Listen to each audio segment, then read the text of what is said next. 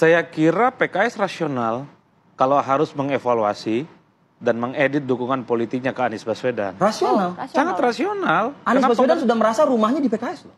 Masalahnya, Anies ini dianggap tidak terlampau memperjuangkan keinginan PKS. PKS hanya ingin Sohibul Iman bisa berlawan dengan Anies. Anies tinggal yakinkan partai politik yang lain yang katanya memberikan dukungan ke Anies untuk bisa menduetkan antara Anies dan Sohibul Iman. Itu yang prinsip. Makanya ada upaya untuk meninjau dukungan ke Anies itu misalnya ke Kim.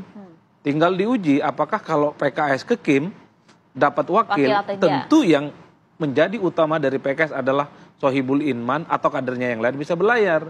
Tapi kalau gabung ke Kim wakilnya bukan PKS tapi PKS ada di Kim berarti bukan kader yang diinginkan oleh PKS. Tapi ada tujuan-tujuan lain menjadi bagian dari koalisi Prabowo Gibran untuk 5 tahun yang akan datang.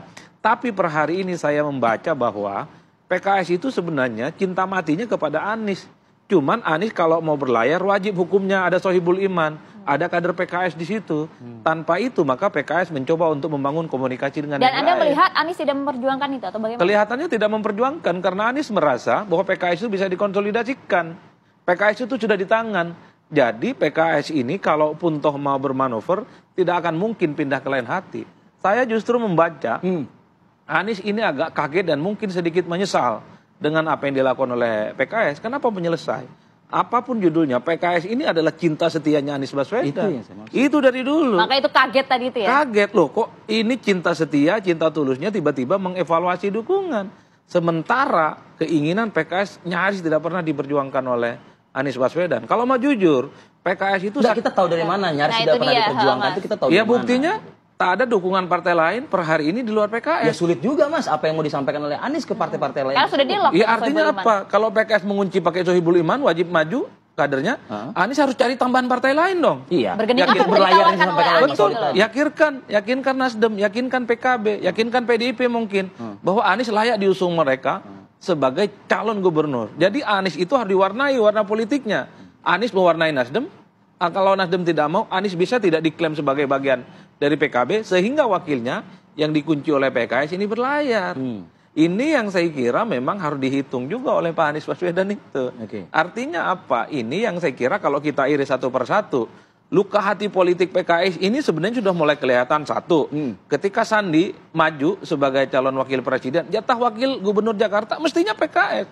Tapi Anies tidak memperjuangkan itu. Justru orang lain yang ngambil dari Gerindra. Yang kedua, faedah elektoralnya di pilkada, itu PKS paling sedikit kok.